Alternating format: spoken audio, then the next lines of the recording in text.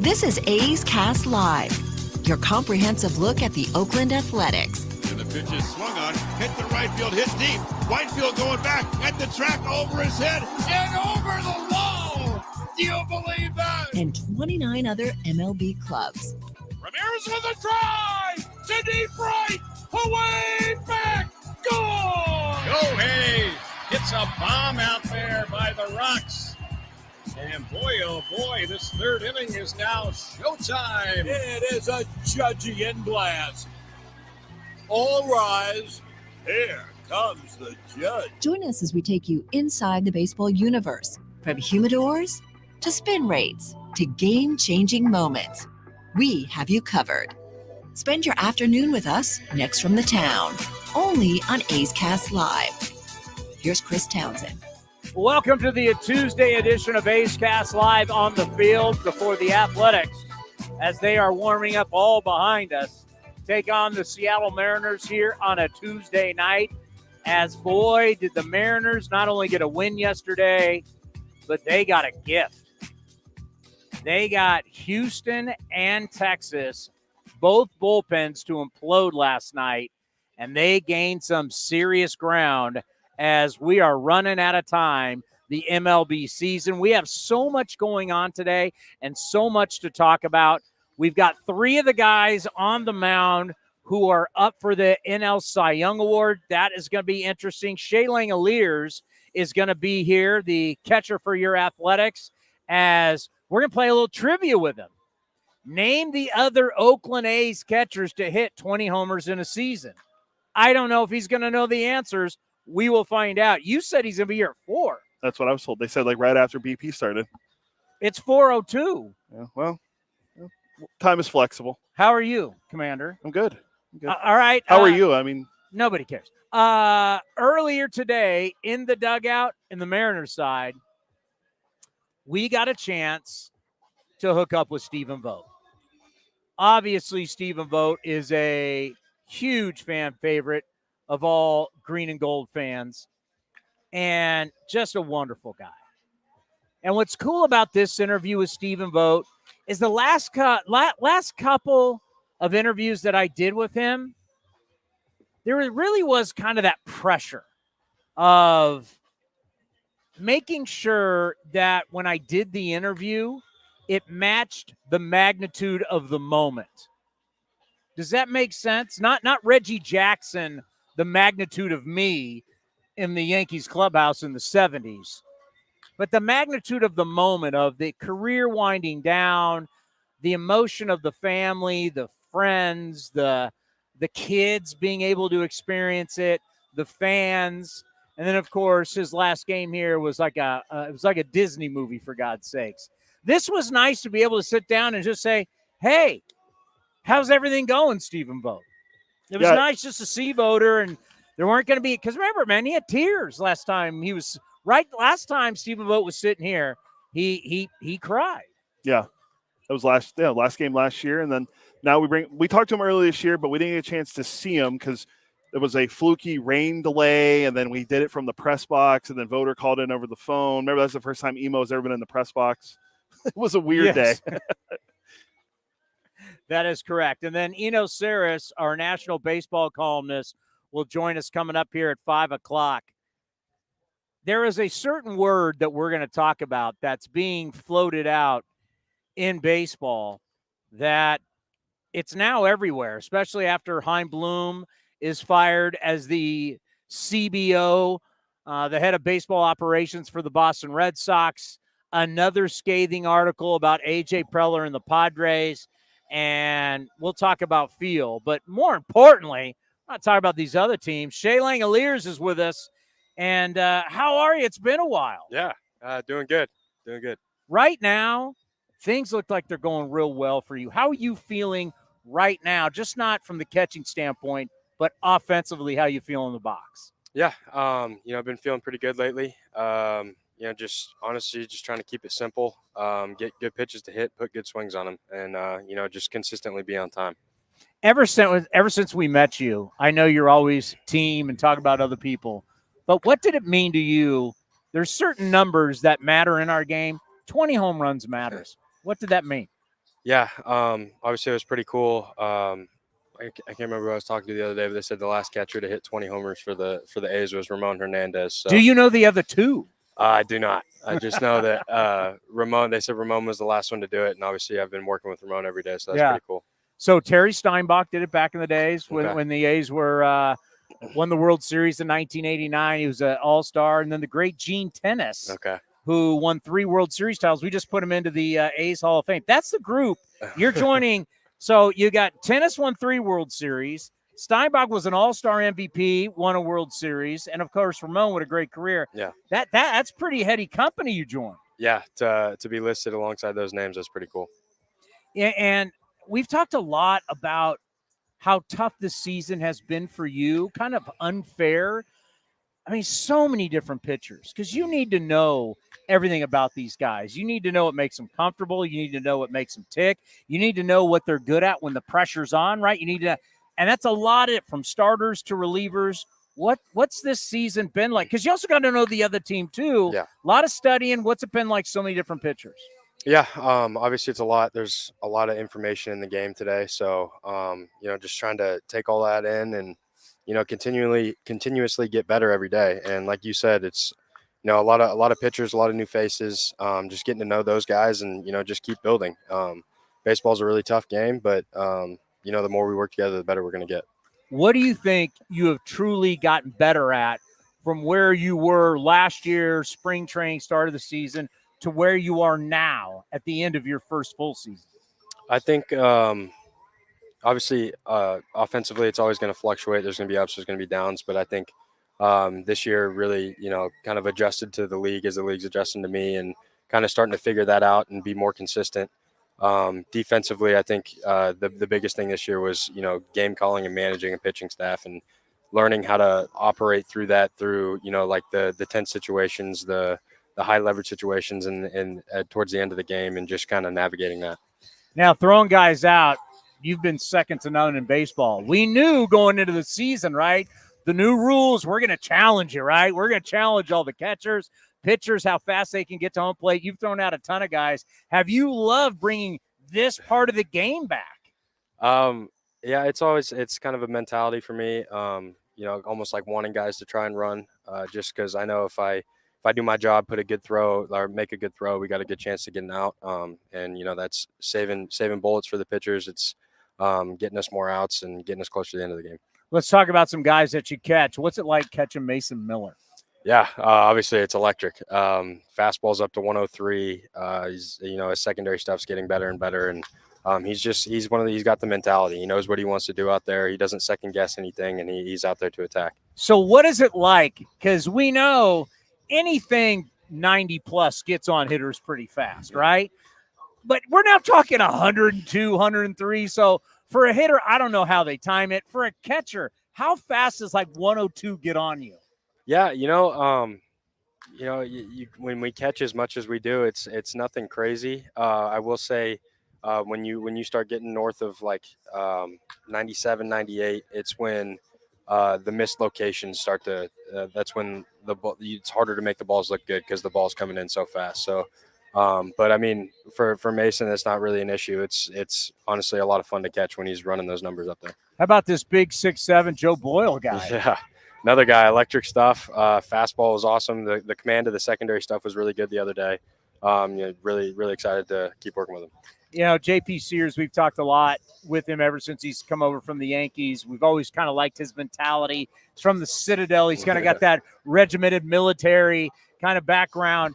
I'm so happy for him to get 30 starts, to go through that entire season, to struggle really in August and come on strong here in September. I know it wasn't the outing you wanted yesterday, but just how proud are you of him? I mean, we don't see a lot of guys get 30 starts in a season. Yeah, I mean, that's amazing. He's he's durable. He's going to go every 5 days. You hand him the ball, he's going to go out there. He's going to give you everything he's got. He's another guy. He's got the mentality. He's not scared. He's out there. He knows what he wants to do. He's attacking the strike zone, and he's giving you everything he's got every 5 days. And to watch Trevor May go through what he went through early, let's talk about what, as a veteran and inspiration, what he's meant to you guys, because the catchers, people need to know, the catchers and the pitchers, you're in your groups. Yeah. Trevor was a huge part, and my learning curve as a catcher. From the beginning of the season, he'd come up, he'd grab me, he'd talk to me about scouting reports, or when to make a mound visit, stuff like that, and just kind of being more attentive to that kind of stuff. And now in games, it's kind of like I'm looking for the spot, like when do I need to make a visit, when do I need to go out there, when do I need to go talk to my guy, how do I talk to him, stuff like that. And Trevor's played a huge part.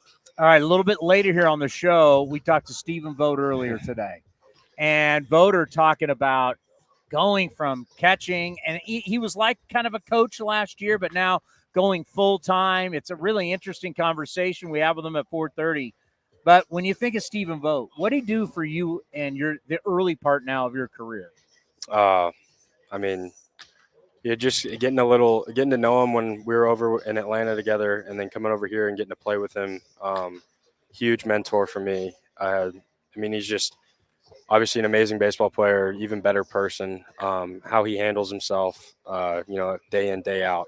It's just like he's kind of the model of what you aspire to become. And, I've looked up to him ever since I met him, and whenever he talks, I'm all ears.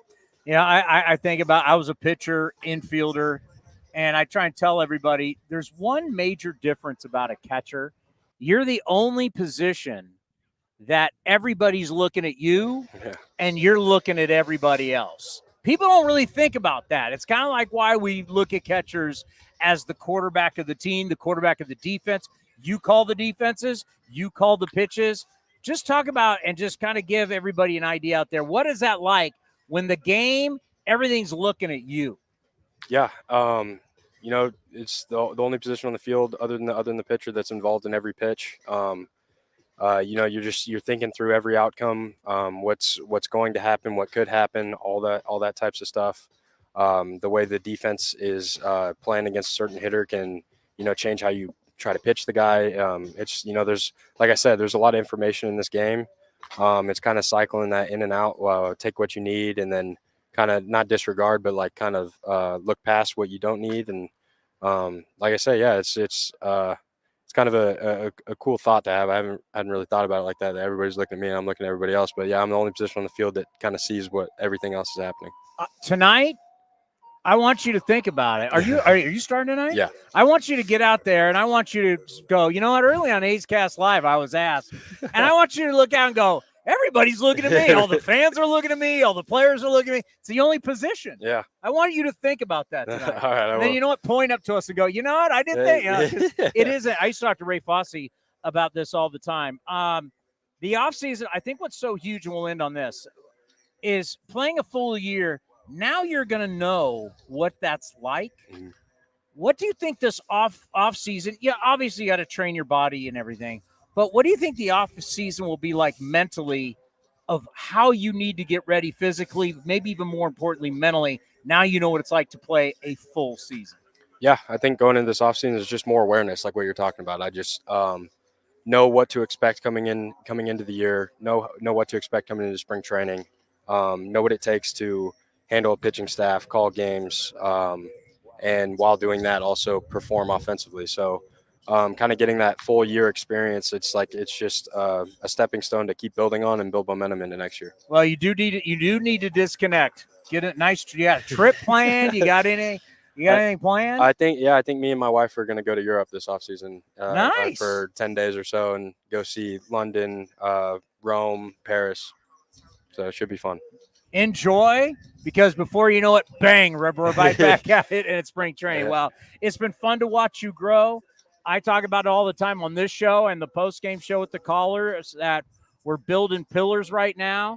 You got to get the pillars before you build the house. You're definitely one of the pillars, and look forward to watching you grow and helping us get back to the postseason like where the Mariners are right now. Yep. Shea Langoliers of your Oakland Athletics right here on A's Cast Live.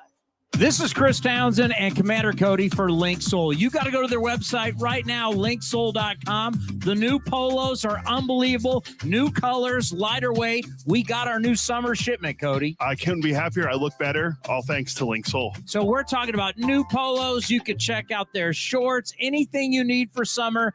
they have it right now. When you go to their website, they've got a smoking summer deal. Go to linksoul.com. That's linksoul.com.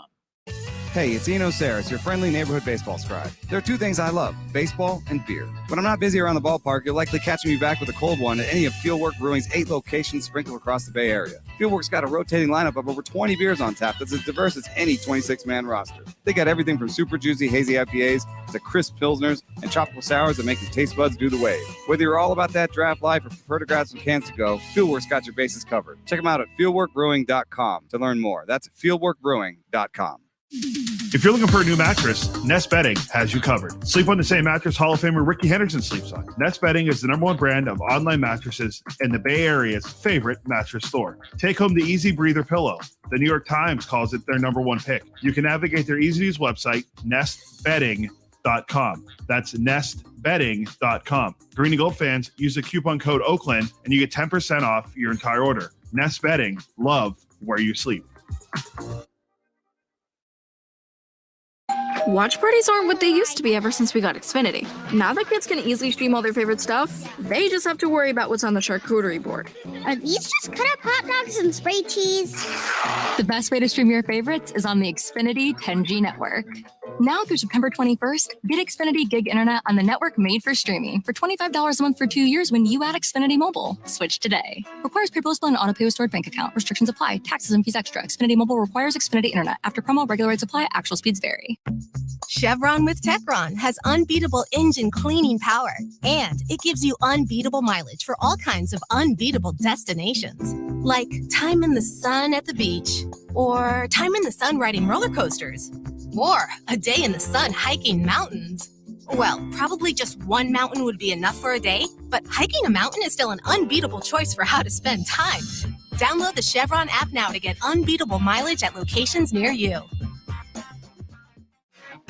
This is Chris Townsend, and if you're looking for a great place to eat and watch games, go see my friends at the Chicken Pie Shop at Walnut Creek. The Chicken Pie Shop is one of the hottest restaurants in Walnut Creek. You're not going to find a better menu, and come try their world-famous chicken pie that has been served in Southern California for 86 years. Spacious indoor and outdoor dining, perfect for your next private party or corporate event. Don't forget free parking. For more information, go to chickenpieshopwc.com. That's chickenpieshopwc.com.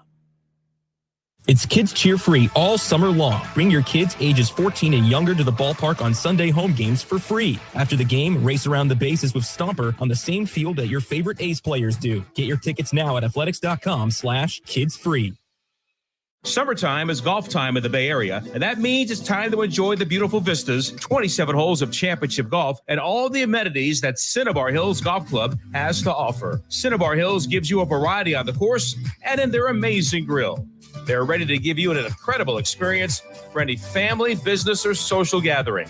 Nestled in the quiet hills of San Jose, summertime fun awaits you at Cinnabar Hills Golf Club. Learn more at cinnabarhills.com. That's cinnabarhills.com.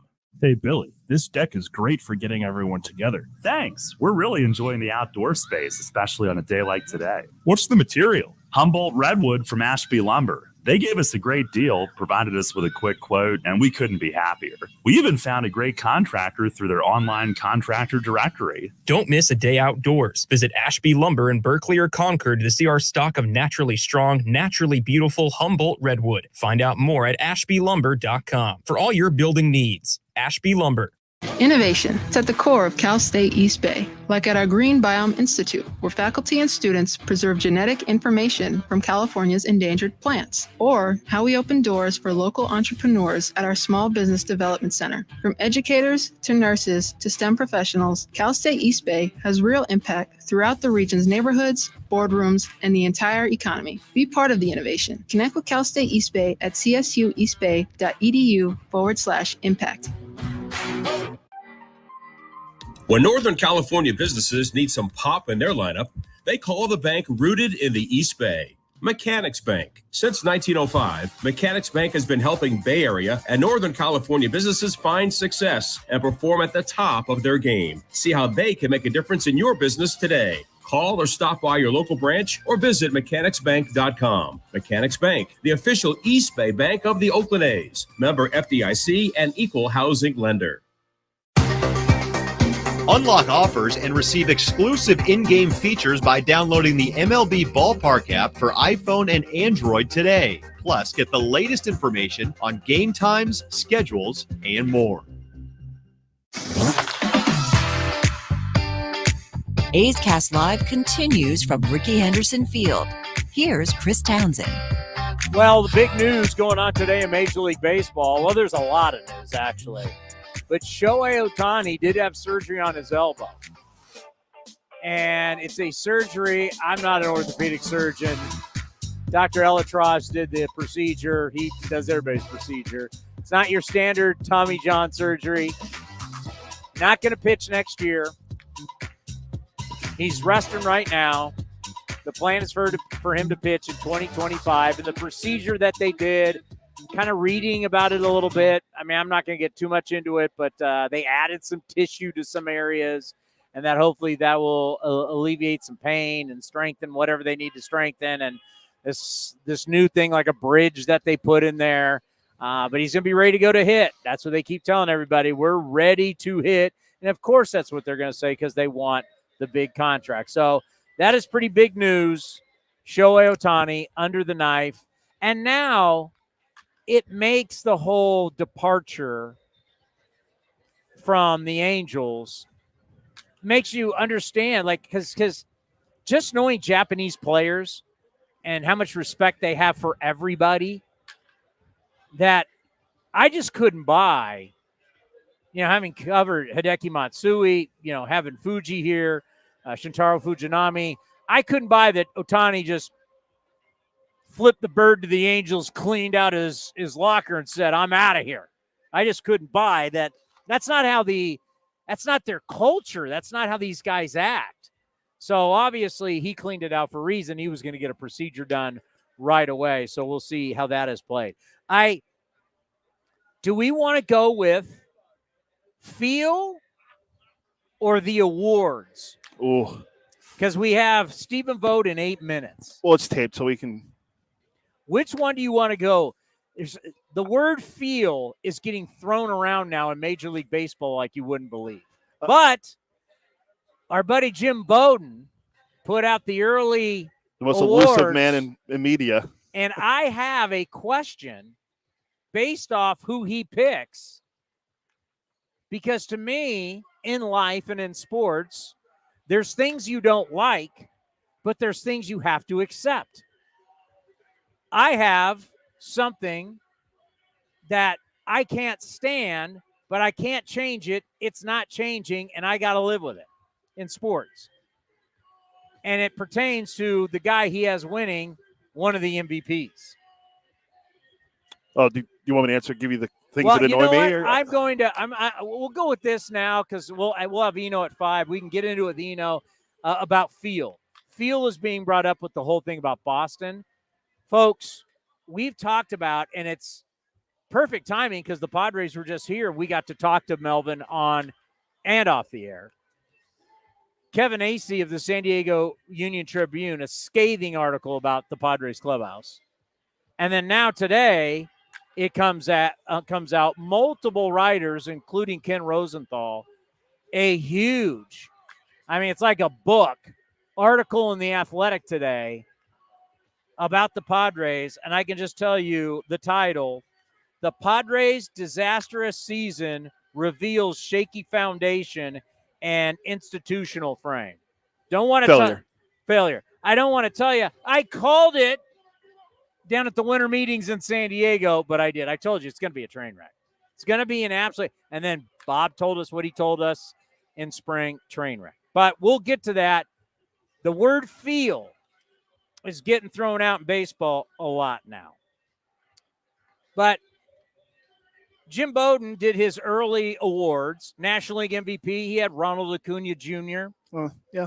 It's either going to be him or Mookie. It's hard to believe that Matt Olson and Freddie Freeman can have the years they're having, and they've got no shot. I put it on here. No shot. That Freddie Freeman, first player in Major League Baseball history, 25 homers, 55-plus doubles, and 20 steals in the same season. He's looking to be the first player since 1936 to have 60 doubles in a season, and he can finish no higher than third in the MVP voting. On a first-place team. He's on a first-place team, and he's got these incredible numbers. he's got no shot. So in the American League Cy Young, pretty much chalk. He's got Garrett Cole. National League Cy Young, that's kind of my problem. But he likes Blake Snell. They're all going tonight except Justin Steele. Snell's going, Gallen's going, Spencer Strider's going, but he's going to go with Blake Snell. So Snell and Ohtani are going to be what I'm going to get at. I just want to get to you what he thinks going to happen. Gunnar Henderson with the Orioles will be Rookie of the Year in the American League. Corbin Carroll will be Rookie of the Year in the National League. I like those. Kodai Senga, I don't like the Japanese players who have been professionals for playing at a high level. Before, we didn't think they were playing at there. Oh, it's like AAA baseball. No, it's not. And so the fact that Ichiro could come over and win MVP and Rookie of the Year was a joke. These guys shouldn't be looked at rookies. And you got Josh Hader for the Trevor Hoffman Award. That's the National League Reliever of the Year. Mariano Rivera goes to Felix Bautista of the Orioles. Who's currently hurt. He's got the UCL issue, right? It's UCL. Yeah. And then Comeback Players of the Year, I think he nails this. Cody Bellinger. Yeah. I mean, that's kind of a no-brainer. Tyler Glasnow. Speaking of can't give you innings and go deep in games and he's soft, but Tyler Glasnow, first time ever 17 starts and he's 30 years old. How many innings do you have? It's like 109 2/3. It's unbelievable. But it's like Blake Snell. It's the American League MVP and the National League Cy Young, if it is Snell. That leads me to the question, and if we took calls on this show, what is it in sports that you can't stand, you hate, but you have to accept? You have to accept. It's not going to change. You don't like it, but you have to accept it. And that is Shohei Ohtani winning the MVP for me. Because right now, we have been so bullied in our sport about numbers and data that the MVP is somebody, whether it's fair or not. By the way, life's not fair and awards are not fair. They were never meant to be fair. No one ever says when you vote for the MVP, make sure you're fair. I believe the MVP should go to somebody that's doing something in games that matter. Not the stat accumulator, because the other sports don't do that. Back in the day, I think the Clippers are the greatest example. Back when they played in the LA Sports Arena, right next to USC at the Coliseum. You probably don't remember that, but I always remember them at Staples. That's what they used to, they were the worst. It's like a guy going out, averaging 38, leading in rebounds, and winning the MVP, being in last place on the Clippers. Everybody would go, why? No one would vote for that guy. He's just a stat accumulator on a bad team. But in baseball, we want to make everything so individual. Look at individual numbers and look at this season, pitcher, hitter, unicorn. I get it. That's why, well, from an offensive standpoint, that's why we created the Hank Aaron Award. Shohei Ohtani's playing in meaningless games. I love the way he's a competitor. I love all of that. But he's playing in games that don't matter. We've got guys playing in games that matter. And not like there's really someone. I mean, Corey Seager to me would be the one guy knocking on his door. But Seager, there are certain categories. Seager's played in less games and has better numbers than him. Yeah, who's the other guy he had on there? It was Ohtani, Seager. I forget who the third one was. Kyle Tucker. Tucker, yeah. Has had a phenomenal year, by the way, when you've had guys like Yordan Alvarez gone. He's been hurt. Michael Brantley's been hurt all season long. Altuve's been hurt. Bregman wasn't good until recently, last couple months. He helped carry the Astros. That makes sense. He'll be a 30-30 guy too, I believe. So, but I guess we have to accept in this world that a guy coming up like Eno Saris is going to tell us the only thing that matters for a pitcher is strikeouts. I mean, that's where we've gone. We've gone to so much just about individual stats, but yet when teams don't win, like we just saw with the Padres and the Mets, everybody goes, oh, my God, what happened to the culture in the team? Well, you built the team based off individual stats. You had no worry about culture. We'll get into all of that. My thing that I hate and have to accept that, like Shohei Ohtani will be the MVP on a team that's horrible, it's kickers in the NFL and in football in general. Oh, wow.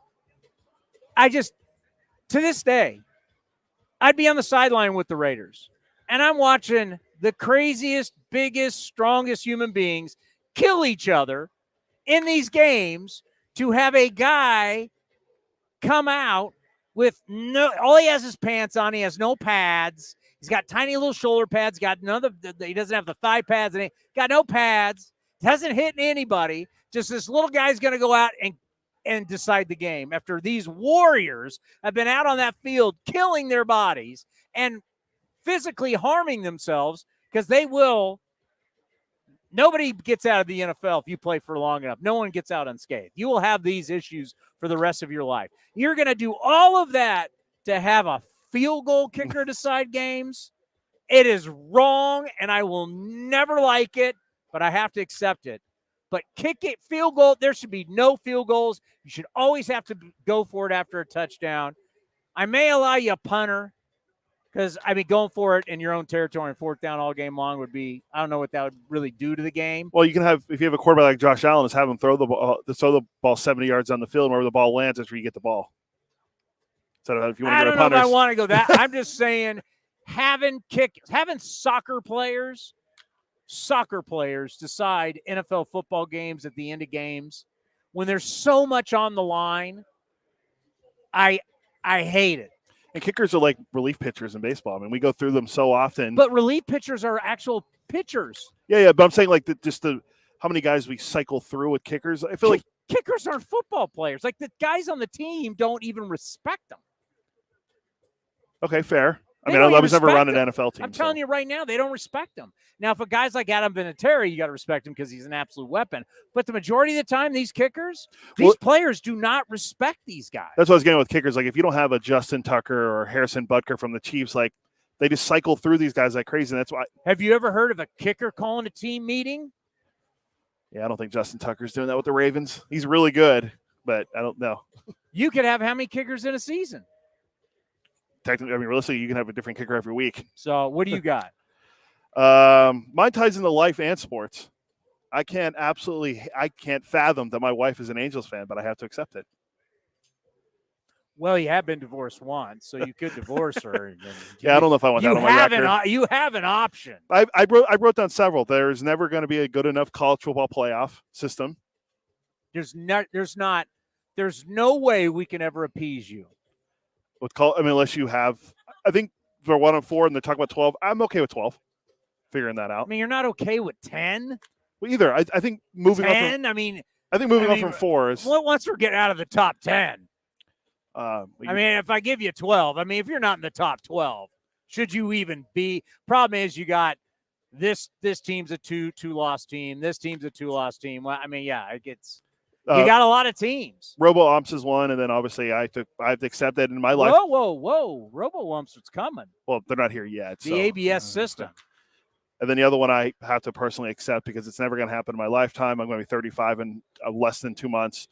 That my beloved Pittsburgh Pirates will never win a World Series. Think about it. There's been Cubs fans who won their entire lifetime, and they never saw them win. Red Sox fans. Yeah, so win entire lifetime. White Sox. Yeah, so there's things in sports. And the other is going to be Blake Snell. If Blake Snell wins the National League Cy Young, he didn't even average 6 innings a start. He won't. He's at. I think we did the math. He's at 160. Was it one? It's like 167 or something like that. Even if he goes 12 innings his next 3 starts, he's still going to come very close to 200 innings. Do you realize how pathetic that is? That the guy that's taking home the award for the best pitcher didn't even average 6 innings? Is that sinking in with everybody?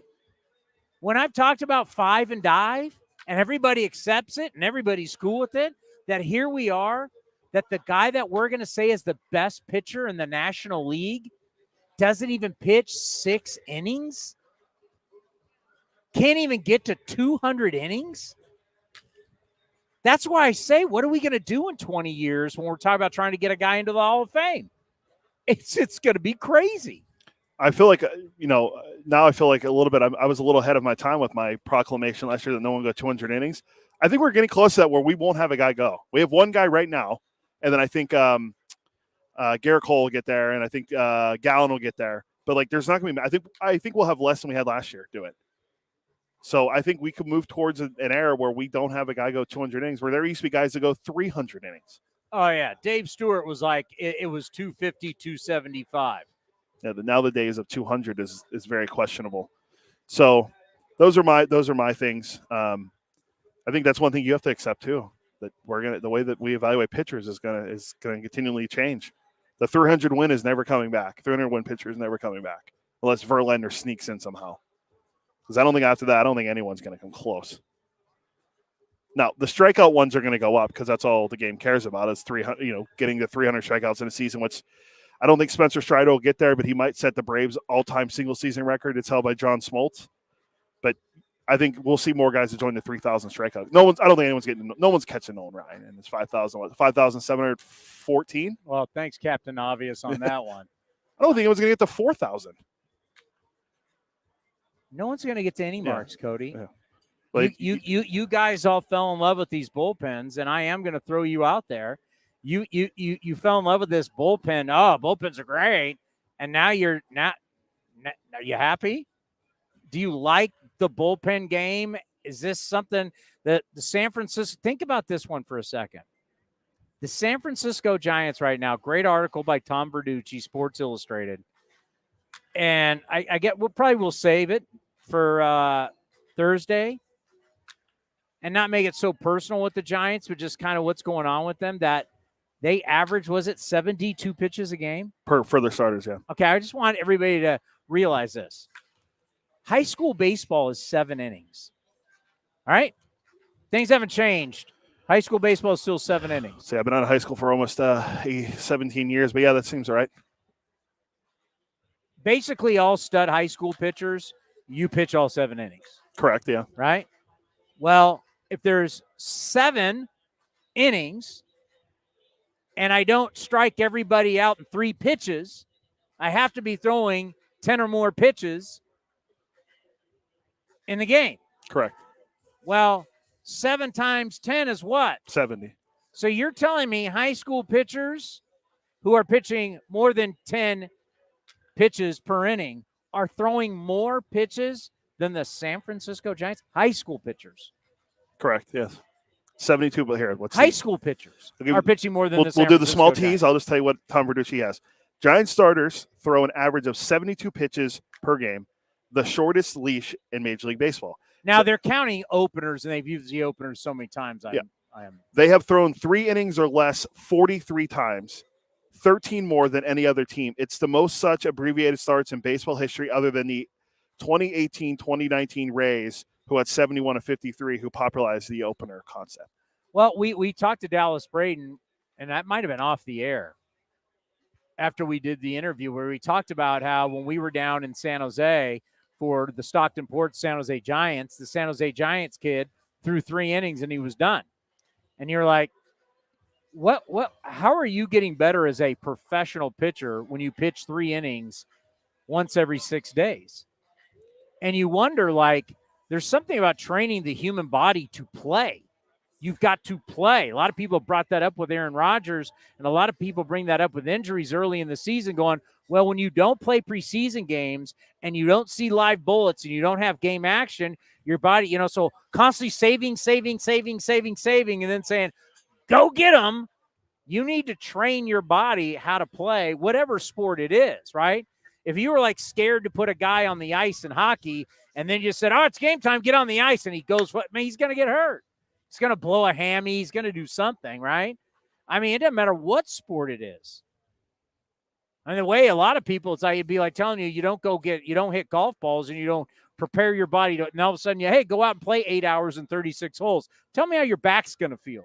You've got to train your body how to be able to withstand and be ready and get the certain muscles. They always talk about those are muscles you never use. Well, if you're not playing all the time, you're not using those muscles. You're not training your body to compete. And I'm just like, we got guys who throw less than high school pitchers, and we think that's protecting them. Yeah, the one I brought up earlier was it's kind of the reverse of it. Not kind of, it is.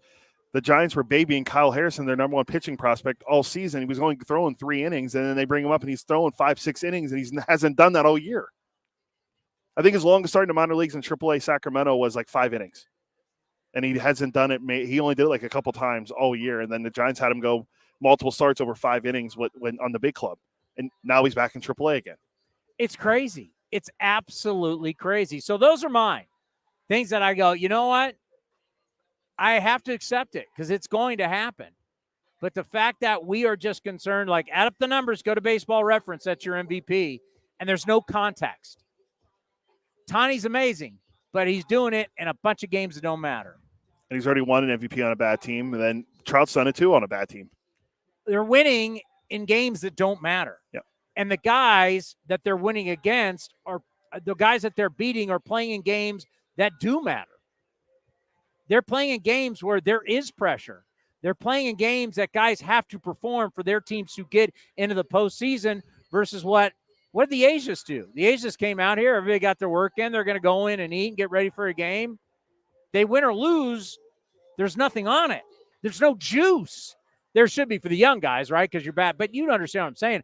They don't have the pressure of we lose. I mean, look at the pressure right now going on with what's happening with the bullpens in Texas and Houston.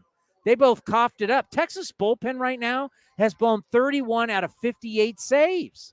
They're taking on water right now, Texas is, because of their bullpen has been miserable for now a certain amount of time. And I got these numbers. I'm not going to go to it because we got to get to Stephen Vogt. But Texas bullpen has been horrific. Yeah, and what was the thing we heard more than anything is Boach knows how to manage a bullpen better than anyone, and his guys are getting the job done. Wow, are you going after future Hall of Famer Bruce Bochy? You got to qualify by saying he's a future Hall of Famer. Wow. Do you really have the street cred to go after Boach? No, but I can't say that you jinxed it by saying he was going to run away with AL minutes either because they were already falling apart before you said that. Wow, now it's my fault? I don't blame you completely. I mean, maybe Bruce Bochy doesn't look as great without Trevor Hoffman. Or Brian Wilson. Sergio Romo. Santiago Casilla. Yario Garcia, as I like to call him. Well, no, remember the Rangers bullpen started falling apart when what guy did they go out and acquire? Just, correlation maybe. Remember when they got Chapman? And they're like, oh, look, they got another guy in their bullpen. And their bullpen has been terrible since he's been there. Probably you're getting Chapman in 2023. You're not getting Chapman. You're not getting Yankees Chapman or Cubs Chapman. Stratton came over with Montgomery. Yeah, and he's by the way, Jordan Montgomery yesterday was brilliant for him. I think it was 7 innings, 1 run. It's on my fantasy team.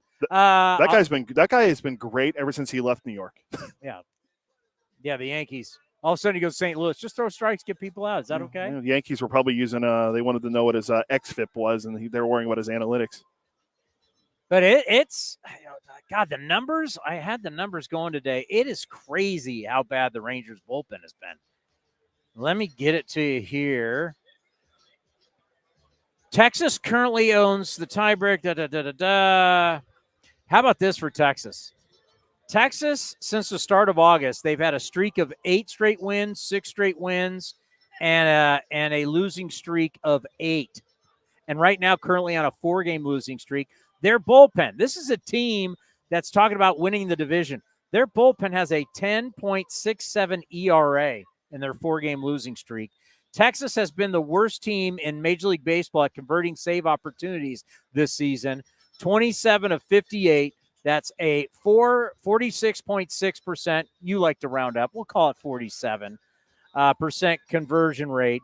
Their 31 blown saves are tied for the most in MLB with, can you get this, smart guy? 31 blown saves. 31. Can you get it? How smart are you? Everybody listening and watching this knows this answer. It's not us, is it? No. Okay. We were bad. It could have been. I was going to say, well, I'm looking at I know the worst bullpen in baseball is Colorado. It's the Rockies. Yeah, there you go. Since August 13th, the Rangers are ready. This is playoff baseball.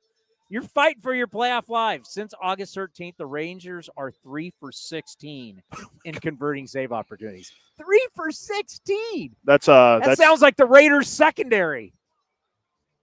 Oh, I just had some Raider fans look up. No, Nate, no offense. Just a reality. It's a Russian cover league. You can't get to the quarterback. But as John Gruden said one time, hey, man, it's tough to get a pass rusher. Coach, you just traded Khalil Mack. 3 for 16 in terms of converting. I'm assuming that's Will Smith, that's Chapman, whoever else they want to throw out there to close games for him. Unbelievable. You want to take one more shot with the shot? By the way, do you smell fire?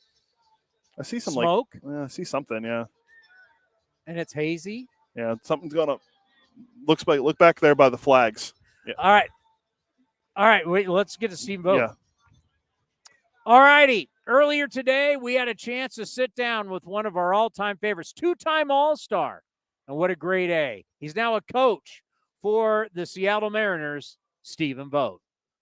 So you know who's sitting next to my left here. He is somebody that means so much to this organization. Stephen Vogt now with the Seattle Mariners. Just, last couple times we talked in person, I felt like I was Barbara Walters, and we were having these super emotional, like you had tears. All of a sudden, I started choking up because it was very emotional. It's now nice just to have a regular conversation. How are you? I'm doing great. Obviously, it's good to see you. Good to be back in Oakland. Every time I come back here, it's home. It feels like home. So I'm doing great. It's been a great season. Great first year coaching. Really enjoying it. Really learning a lot and having a blast doing it. So, well, you think about the transition in careers, going from a player to a coach, and I think about your career as somebody who cared so much, and you prepared not only for yourself, but you prepared for the pitching staff, and you're very courteous, and you cared a lot about your teammates. What's it like now as a coach? So you got to care about everybody. Yeah, it's honestly not all that different from the last couple of years I was playing. When you're a backup catcher, your job is, yes, to be ready to play when it's your day to play, but it's also your job is to make sure that all the pitchers are getting what they need, your teammates are getting what you need, the starting catcher is getting what he needs. Like, you really are kind of especially as an older backup catcher, a little bit of a player coach. And no doubt. So a lot of what the things I've been doing or what I'm doing now, it's just I don't have to hit anymore, thank goodness. So for me, it's been a very smooth transition, and Scott Service and the rest of the staff has really done a great job of helping me learn very quickly. What is the biggest difference going from playing to coaching? There's got to be something that's dramatically different. You have zero control over the outcome of the game as a coach. You can prepare, you can help them have all the information they need, give them all the tools that you or resources you have to be able to enable them to go do the best of their ability that night. But at the end of the day, you can't do it. When you're a player, yeah, you're not always the one hitting, but when it is your turn, it's within your control to go get the job done.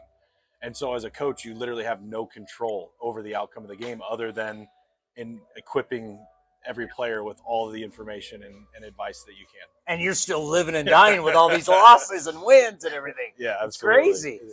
Yeah. When you look at going forward for you, what have you learned where you go, man, I didn't realize the manager does this? Because you were so much involved, and like you said, it's almost like you were like a player manager at time. But what have you learned from coaching, looking at the manager? I don't know, you're now the quality control coach. Like, what have you learned that you didn't know? The biggest thing is how many people are working behind the scenes to give the 26 guys on the roster everything they need, right? You always know that there's a lot of people that are working for you, but the amount of conversations, the amount of meetings, the amount of time that's put into each individual guy and the plan that the staff, the trainers, the strength coach, the analytics team, how many people and how many hours of the day go into each individual to get them to be at their best. I had no clue how many people were working for me to be at my best, and how many. I don't think all of us know. I don't think the media knows. I don't think the fans know. No, it really is. There are so many people working behind the scenes to get the best for and out of every player, and that's something that I was punched in the face with at spring training with all the meetings and how many people were in the room. It was really cool to see how many people care about each individual guy. How much do you think about that last game? I'd be lying if I said not multiple times a week. I mean, obviously coming back, I haven't taken my eyes off the Budweiser Terrace out there when the ball hit. So it was such a magical day.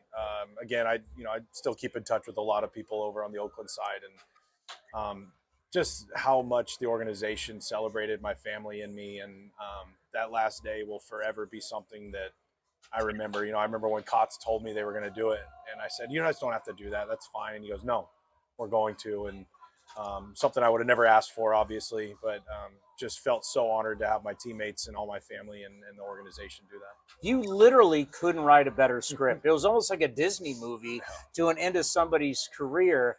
And we actually talked about this yesterday with Dallas Braden right here on A's Cast Live about your very last day. You're still down there blocking balls. You're still doing that whole thing. You didn't have to do that. How much do you think that rubs off on showing the next generation that, you know what, to the very end, to the very last day, you give it everything you got? Yeah, I mean, I hope it rubs off a lot, right?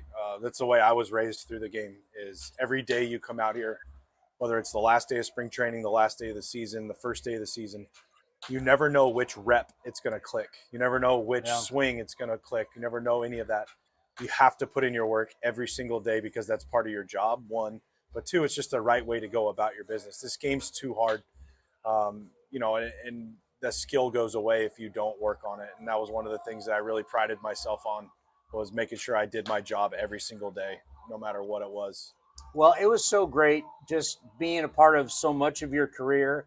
I don't know if you remember this, but I walked down that hallway with you after you got back from the All-Star game, and we did an interview after that. And then, of course, you left, you come back, and those interviews that we did those final days, and seeing your children and knowing that they'll remember this and you'll have it for the rest of your life. Just thank you for allowing us here all these years to be a part of your journey, because I think no matter what, I know we got these Hall of Famers up here, but everybody's going to remember you as truly one of the great Oakland A's. Well, it really means a lot. And I know for me, it was never about accolades. It was never about things. It was competing every day and giving 100% of me to my teammates, to the organization, and to everybody. And my wife, Alyssa, and I, we speak so fondly of Oakland. It will always be home.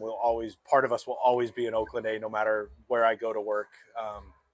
And it's because of you guys telling the stories and getting those out. I think just there's friends and there's people that will be a part of our life forever because of our time here in Oakland, and we're super thankful for it. The great Stephen Vogt right here on A's Cast Live.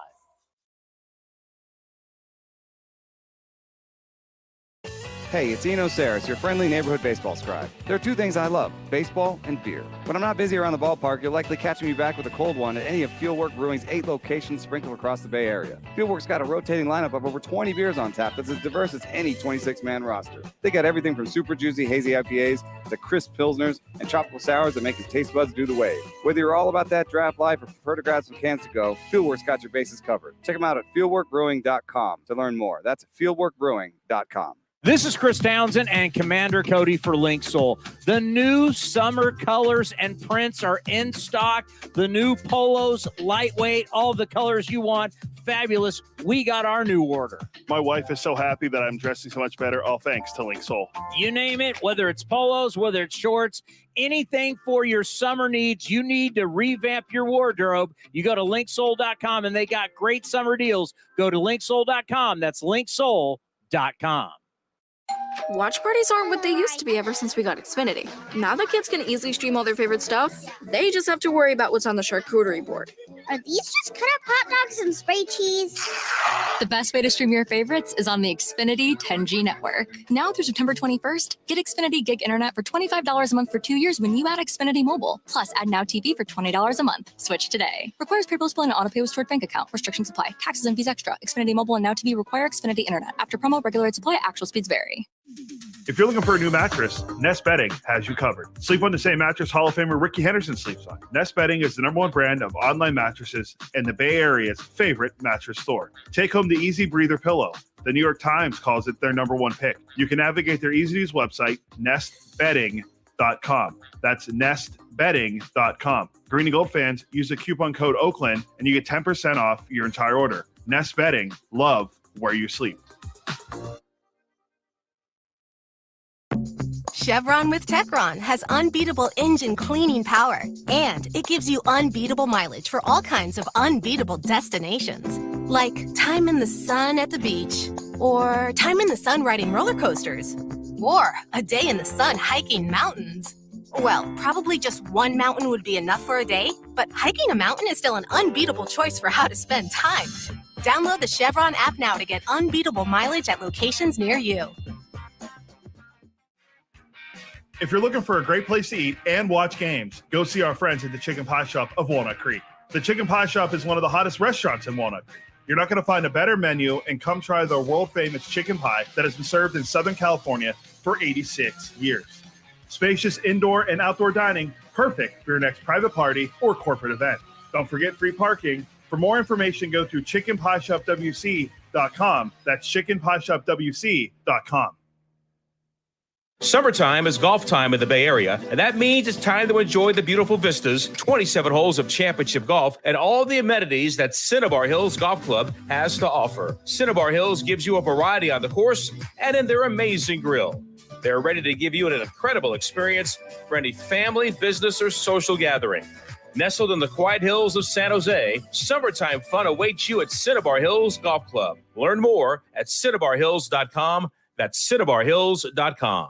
And the underdog Oakland Athletics win their first championship since they were in Philadelphia in 1930. Hi, I'm Raleigh Fingers, Hall of Famer, three-time World Series champion with the Oakland A's and World Series MVP. Winning takes teamwork, skill, and heart. So when you need an ace for a personal injury lawyer that will win you the game, go with the winning team. Call Venardi Zerata at 833-VZ for me, or go to vzlawfirm.com. Venardi Serrata, the official injury law firm of the Oakland A's. Like sports, business is about winning. Championship decisions are business decisions based on what it takes to help your company win. And that's why there's UBO Business Services, specializing in helping you win every day by streamlining workflows, managing documents, and providing the best-in-class office technology.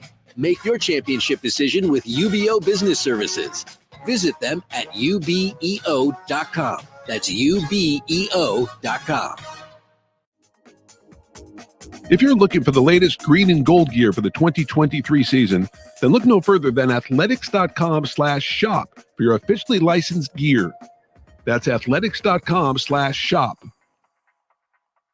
Innovation is at the core of Cal State East Bay, like at our Green Biome Institute, where faculty and students preserve genetic information from California's endangered plants, or how we open doors for local entrepreneurs at our Small Business Development Center. From educators to nurses to STEM professionals, Cal State East Bay has real impact throughout the region's neighborhoods, boardrooms, and the entire economy. Be part of the innovation. Connect with Cal State East Bay at csueastbay.edu/impact. Is convenience a state of mind or a real thing? At Extra Mile, it's a real thing, and it's in everything they do. The stores are spacious, organized, clean, and well lit, so you can get in quickly, get what you need, and keep going. It's just what you'd expect from a place serving up the hot and fresh food and snacks you love. So treat you right, and check out Extra Mile's fresh take on the convenience store experience. Extra Mile convenience stores at select Chevron and Texaco locations.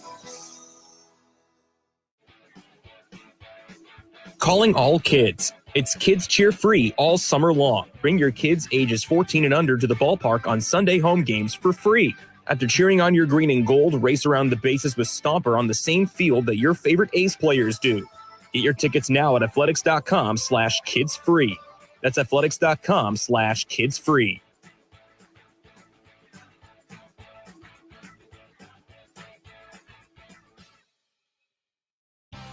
The A's YouTube page is your go-to destination for A's video content.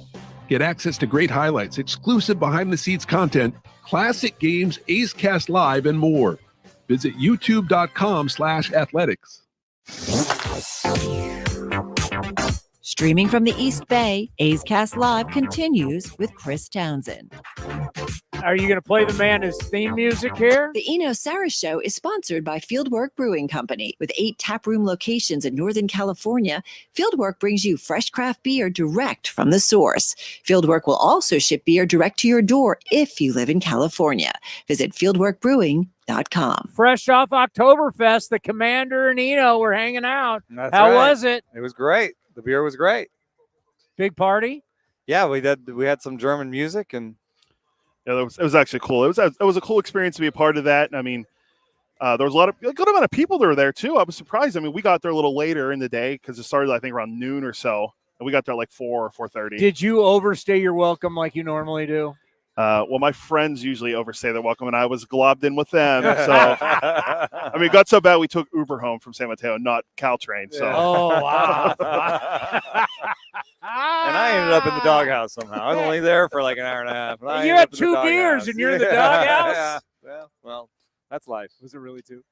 Yeah, it really was. You only had 2. Yes, but it took an hour and a half because the conversation was so good. Yeah, I can confirm. But then again, like if I on Twitter, you see all the stuff from Oktoberfest. No, it wasn't one of those things either. No. Yeah, because if you had 2 of those, I could see that could take a while. It was a regular ass beer. All right. That's why I used to tell my wife, it's only 2. She'd be like, yeah, right. You should have told your wife, well, I got a free glass too out of this. And that did not I did not mention the glass. Honey, here's a free glass from Oktoberfest. She already has like the whole one shelf with all the all the like beer glasses on it with the different logos on it. Every once in a while, she's like, "Can you clean that out? Can we have half of those gone?" You're like, no, this is those are my glasses. These are my thing. When my friends come over. Yeah. Okay, you know how they say you come to the ballpark and you see or hear something you've never seen or heard before, right? They talk about that? Yeah. I want everybody to look at Eno Saris is now an underwear model. Something I never, ever, ever thought I would hear or see. If you're listening, go Google him, look at images.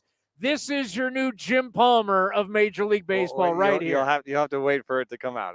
It'll be fun. What the hell are you doing, the baseball nerd, doing in underwear?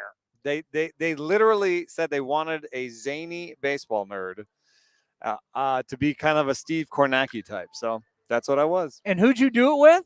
Ivan Rodriguez, who is just a classy human being.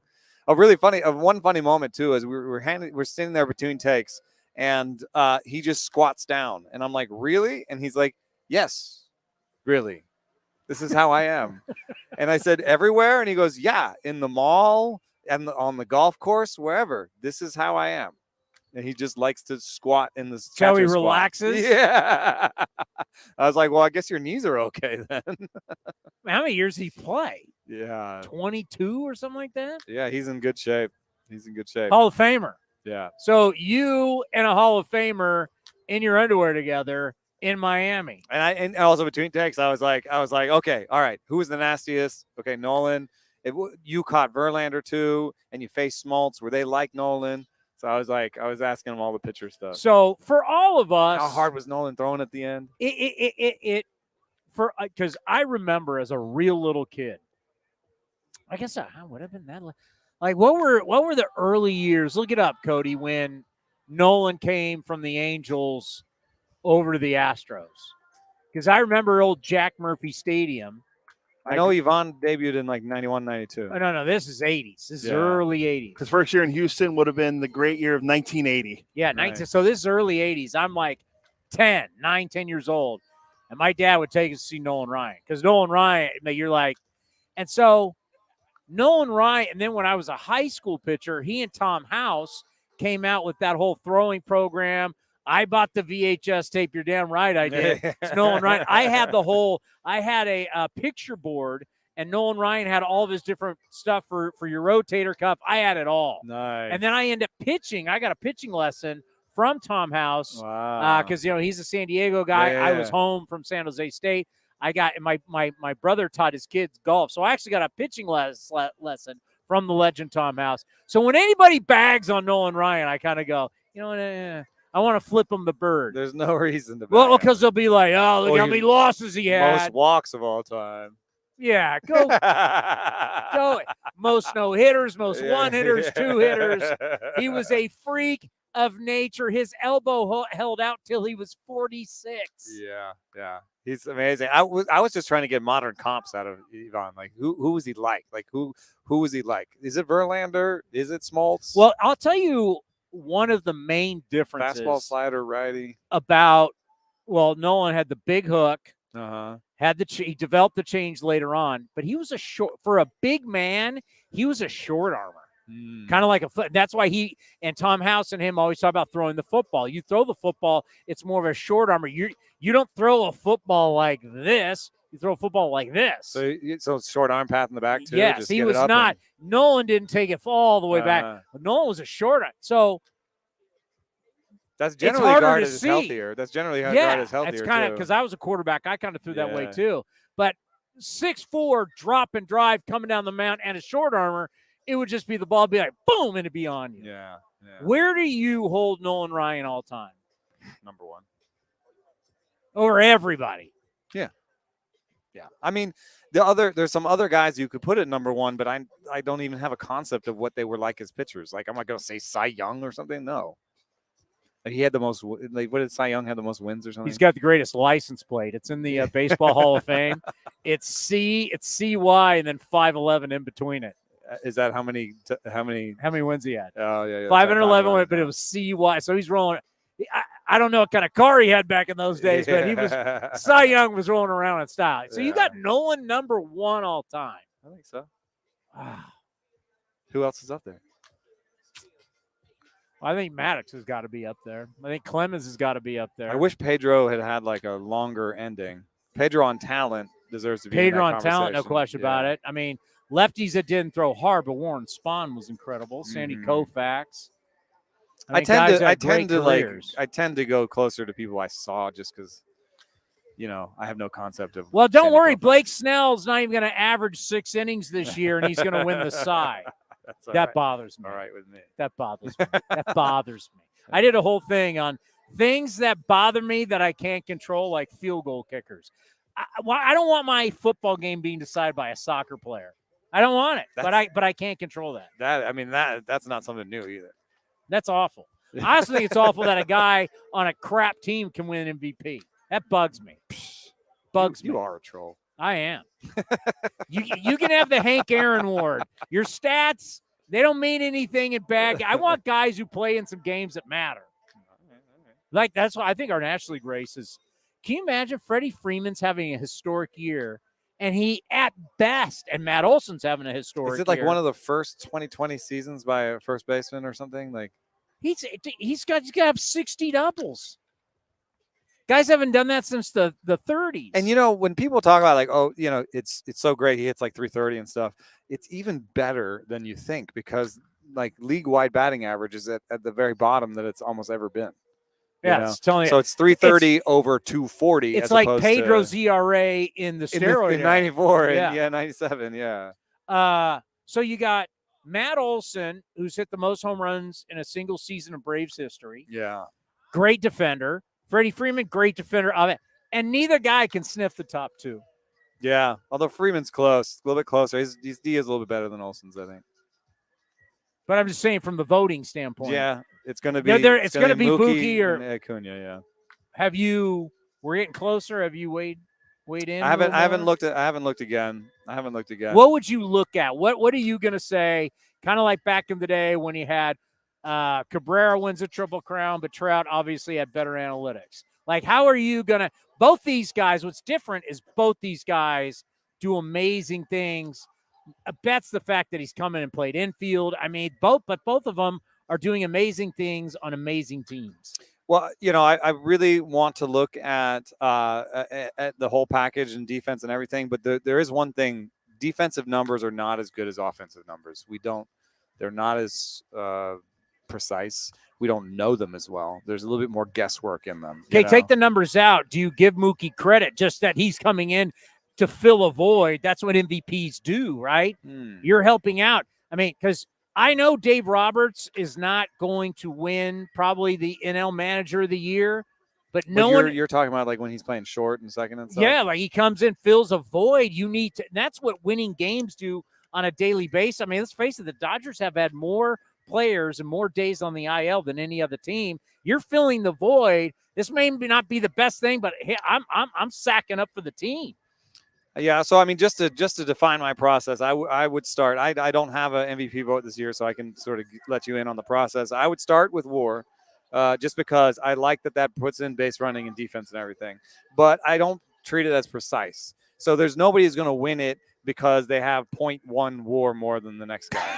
Like it's not the WAR award, and there are elements in WAR that are less precise than others. Like I said about defense. So it's like telling your wife, I had 2 beers, but maybe I had 3. You're not going to let that be the big difference. It's only 2, it's 3. Like a decimal point. What's the difference? But so once I group, what I'll do is use WAR to group them. So Mookie right now, according to Baseball Reference, should be the winner. But this is what we're talking about. It's 8 versus 7.6. Yeah. I call that you're both 8. All right. So you're both 8, and all the right. next 2 guys are both 7. That's enough of a gap where I'm going to be like, okay, I have my 2 finalists. They're Acuna and Betts. Then I can throw WAR out. Okay. And then I just look at Acuna versus Betts. And I think you can look at some soft stuff. You can look at who's on a winning team at that point because you got a tie. Yeah. That's how I would treat it. Is it tie?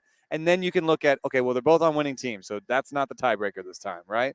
Then I will look at offense over defense. I will, because I think that the numbers that we have are better for offense. So if I'm looking at something like OPS and one of them has a better OPS than the other, and they're both in decent, similar parks, then I'm going to take the guy with the better OPS because I believe his offensive contribution is better. So there can be all sorts of different tiebreakers, but I would basically say you've got a tie at the top between Acuna and Betts, and you've got a tie for the next group between Olsen and Freeman. Yeah, it's interesting because they're so close in so many different things. I mean, the stolen bases clearly are going to go to Acuna, but, I mean, you're going to look at RBIs, you're going to look at doubles. But if you look at something like base running value, it's closer between Betts and Acuna because Betts takes the extra base. He doesn't steal as many in volume, but he doesn't get caught. And it's not like if you look at Betts and Acuna, you're not like, well, one's like a plotting DH type and one's a, swifty center fielder. No, yeah. Betts is, Betts gives you value with his feet too. Now you can give feet overall to Acuna, but what about power? The power goes way in Betts' favor. I mean, we're talking about something like, aren't we talking about an 8-homer difference or something? So how do they break it up for you guys to vote? They don't really say anything.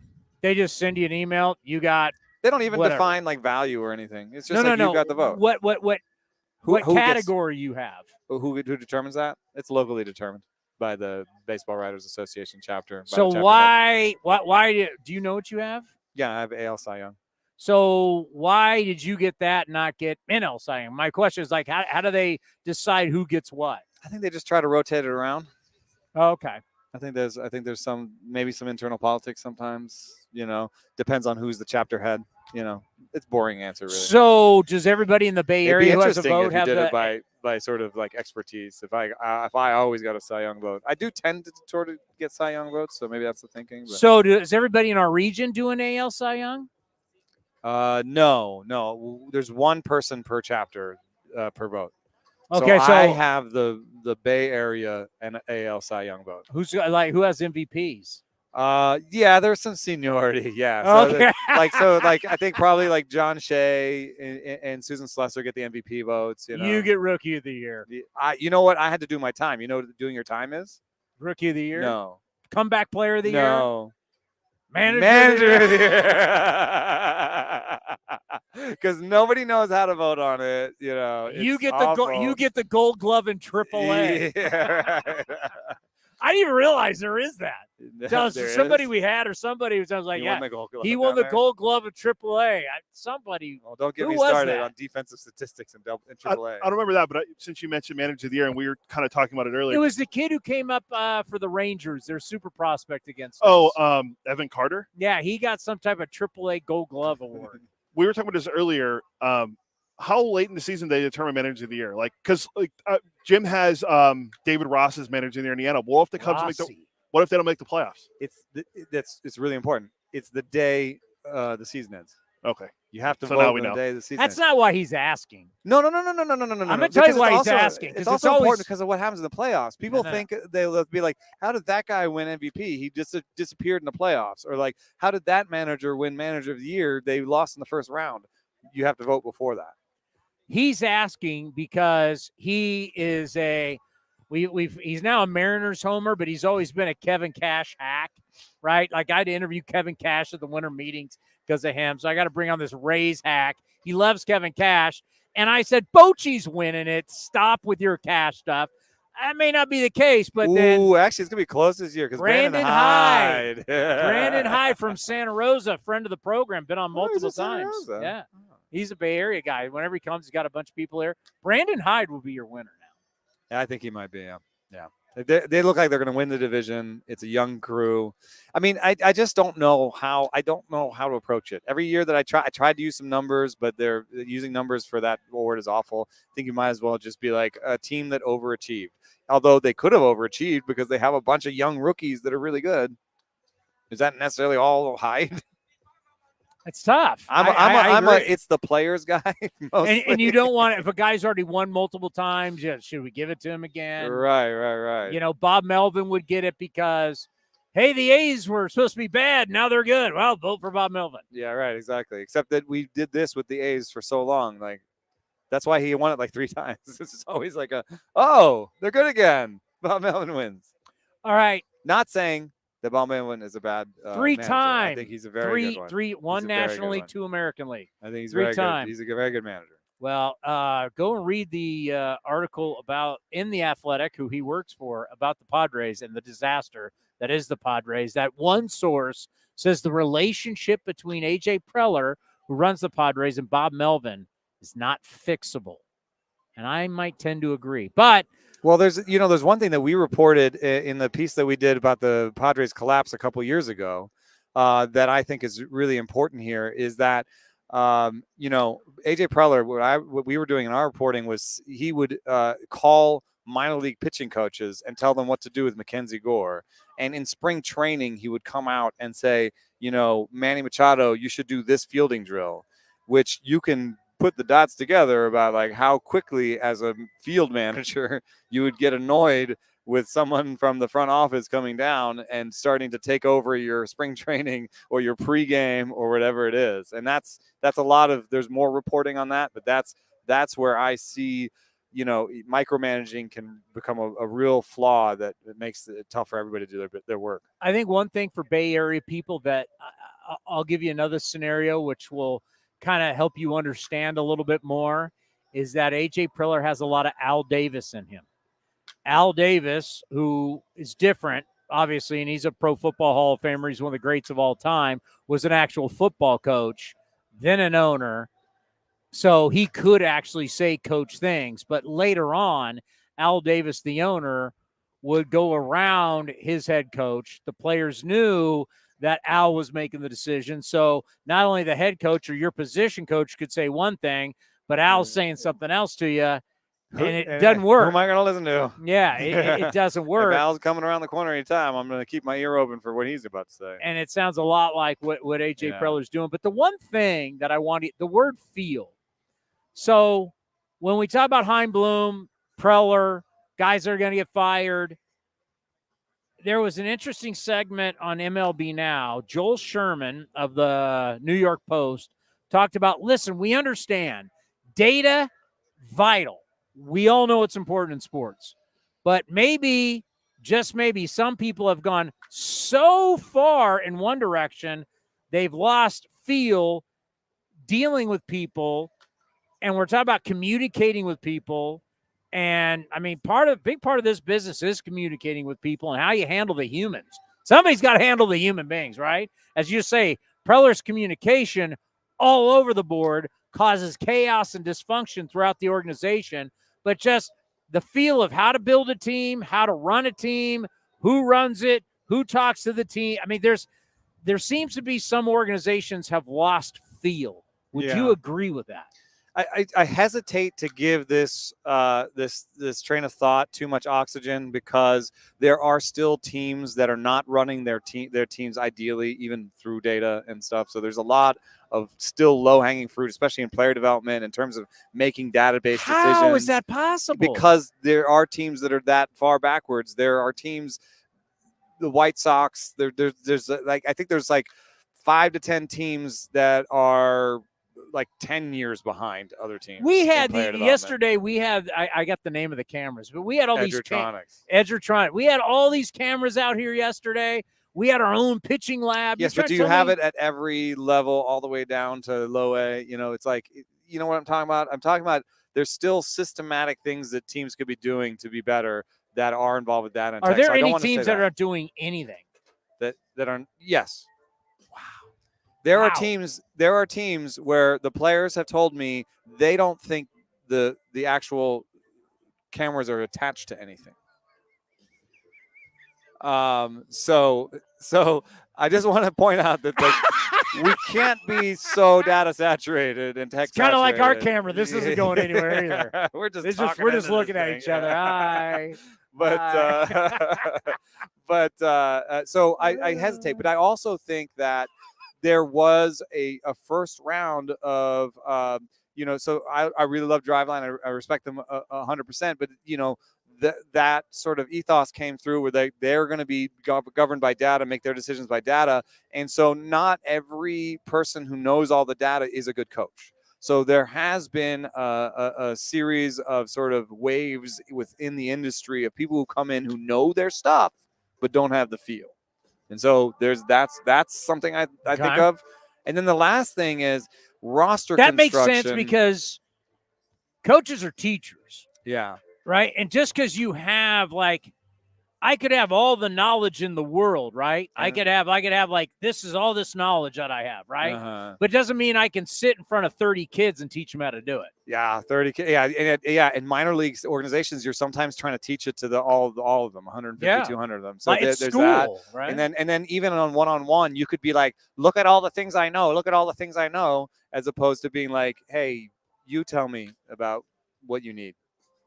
Have feel let's develop a relationship. That first. Sounds like what you've explained to us is the Rays. They to some extent they are hands off in player development. They are not trying to change everybody. They are letting people be. And if you actually look at a lot of the guys who come up, their differences. One thing they do preach is hit the ball hard, and I can get with that. So anyway, the last thing is that I think of is roster construction. And so roster construction is hard to study because you're talking about small samples. What are you saying is success? Some people say success has to be winning a World Series, and other people success is winning regular season games. If you think immediately, some alarm bells should be going off. There are teams that win in the regular season consistently and don't win in the postseason. We're sitting here and one with, he famously said, my poop doesn't work in the postseason. So so roster but construction. Only one team wins the World Series. Right? That's only how one I feel. team wins the Super Bowl. That's how NBA I feel. final. The Dodgers are a mini dynasty right now. Well, they only have one win, but they have the most wins in baseball over the last 5-10 years. This is a great example, these two articles, right?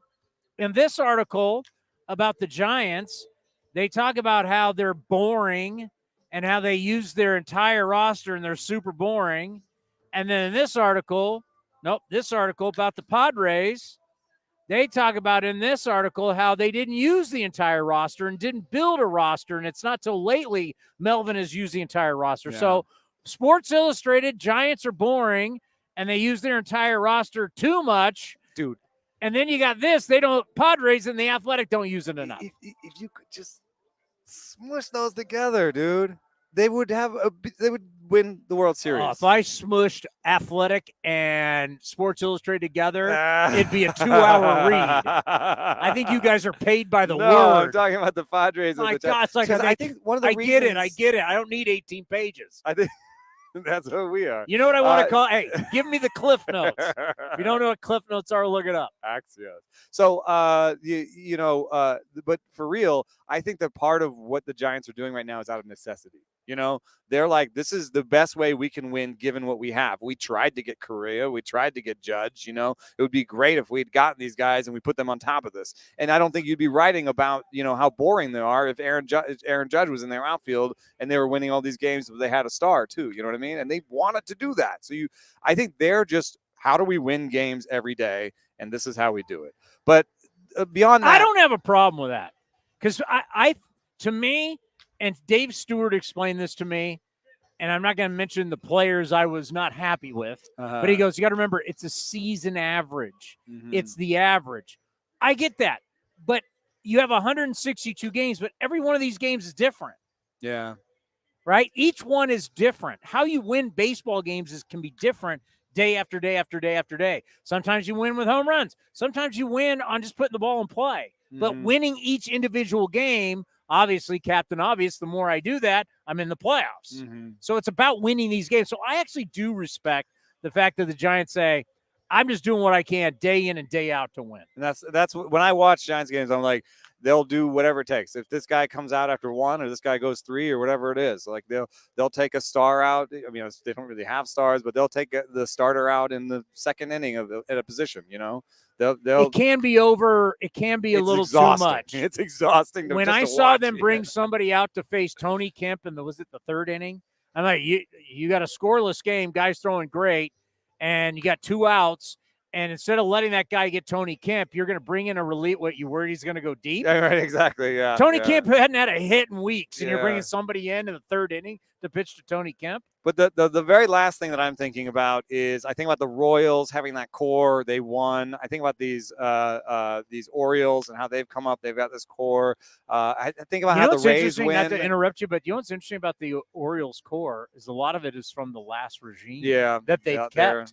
They've kept them, though. And this is the thing that's missing in San Diego, too, is that, like, there's the only homegrown guys right now are Luis Campuzano and I think a reliever. So there's not this, like, I think there's this, like, oh, we're all stars in here, so nobody knows who the leader is. There's a quote in there. It's like, there's 4 leaders, so nobody knows who the leader is, And so you've got this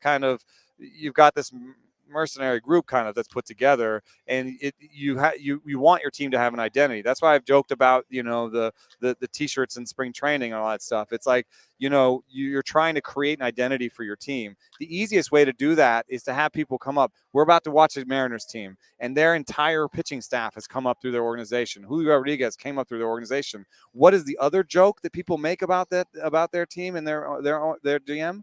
Is that they always trade everybody, right? Trader DePoto, right? Yeah. Trader Jerry. So somehow Jerry DePoto trades all the time and is a crazy trader, but he's created a thing where it's still a core of homegrown players. And that's what I'm talking about, because I interviewed Corbin Carroll, and he said, he's a young guy. He's not very outspoken, but he's a leader on that Arizona Diamondbacks team, because he says, I'm going to take the young guys out for dinner when we're on the road. I'm going to, I have people staying at my house in spring training. I care. I talk hitting with Christian Robinson in the complex league. It's like a guy in high A, like I will talk hitting with anybody. I will help you and support you. I care about you outside the field. We will go have dinner together, and he says to me, he said camaraderie and all that stuff matters outside of what we do for a living on the field.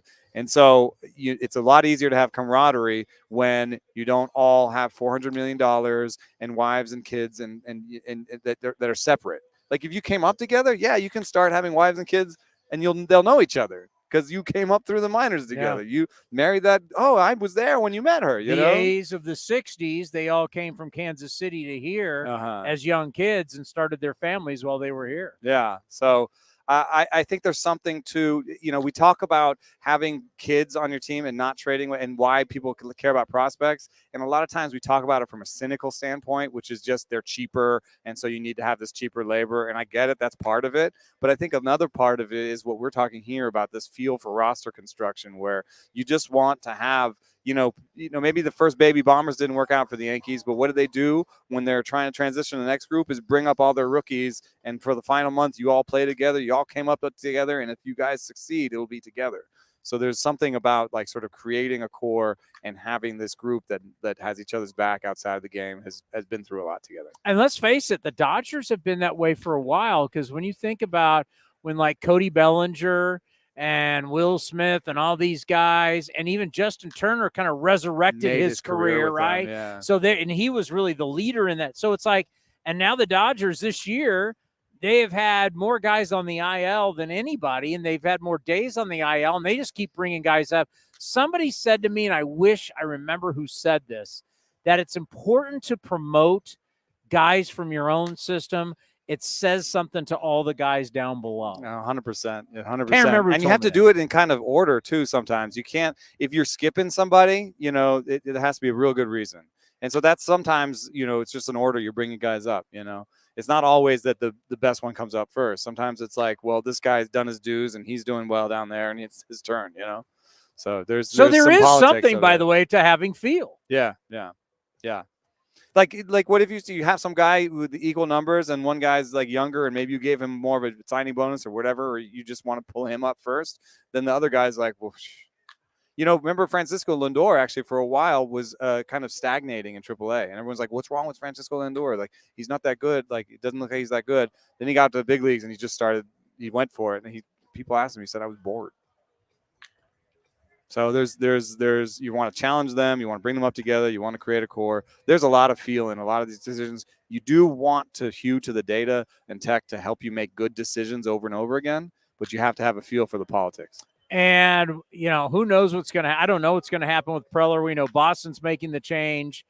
It's a big deal. Just talk about that when you change the CBO, the VP of this, or whatever the fancy title guy gets blown out. A new guy comes in. Just talk about how dramatic that is for an organization. It's really tough to turn. I've talked about turning the tanker. It's really tough to turn because it's an organizational inertia all the time. But on top of that, you can have an org chart that you've put in your head and you've written it down. And I know for a fact from just reporting and just my time in the game and just talking to people that whatever the org chart says and what actually happens and who calls who, there's a big disparity between those. And so you as a president of baseball operations or GM might say, oh, we've got a great org chart. You report to you report to you. This all filters up. I'm going to be up here. It looks great. I love it. All these people have these different expertises. Well, what happens when they overlap and who actually gets listened to and who doesn't and who has sightlines to who and who's overstepping those bounds and who's calling all the way down to, the high AJ Preller's coming down going, Manny, you need to take more fungos and this is how you should do it. Manny Machado's like, that's the well, that's why it's so toxic. That's why it's so toxic because even without AJ, other teams like maybe with Heim, like maybe there was too many people, a lot of cooks, too many vice presidents, or too many, assistant, director level. Every level, director level, you have to have sightlines to each other. So if you have 15 directors, that means you got 15 people who think they're equals. And what are there 15 different things to do? Are there 15 things where you can have 15 directors? I mean, it's too many cooks in the definitely kitchen. Something that every general manager thinks about and is a really important part of the game. It's kind of boring, but it's really important. Anything that you were working on? One fun thing that should come out Friday. I took my 11-year-old Felix. He's playing baseball. He's got the total bug. He's playing MLB The Show, collecting cards, playing Little League. And so he gave me 4 questions to ask all the big leaguers. And so that's coming. What about his interview with Blake Snell? Yeah, that's going to be on there. We were out here on Sunday on the field, and he had to ask his 4 questions directly of Blake Snell. So we'll have some video and audio of that. Maybe we may be able to preview that on the show. Was one of the questions, why are you so soft and you're a 5 and dive guy? He loves Blake Snell. He didn't ask him that? No, he didn't ask him that. Just checking. I mean, I would ask that. I mean, do you know high school? I even stuck in some questions. I didn't ask that. I said, that he did this, what he did this year, he didn't have his slider for like the first 2 months of the year. Do you know high school pitchers pitch more than you? I mean, you pitched 7 innings in high school, pitching over 70 pitches, more than what Blake Snell's giving you. It's no wonder you get any players that come on this show. Well, I'm ripping Snell. Our guys. Our guys is the best. It's the best. We had Shea Langoliers here earlier today. That guy's on fire. He has like 9 homers the last month. Speaking of fire, there's a fire coming from Oregon. We're feeling it now. Yeah, let's get out of this air. Bullpen's on fire right now. Texas can't get anybody out. I never really liked the Will Smith connection. The stuff isn't really there anymore. And then I didn't mind getting Chapman, but Chapman, the command is really gone. So, you've got one guy who has command and no stuff and another guy who has stuff and no command. And those are your 2 primaries. So it does get hairy there. They've got 7 games left with the I Mariners. think they have like a 6 ERA on the last month in the bullpen. Oh, it's worse. Yeah. I mean, I had it. It's like when you look at the Rangers bullpen right now, they've blown 31 out of 58 saves. Oh. They're converting at a 46.6 clip. I mean, it's something.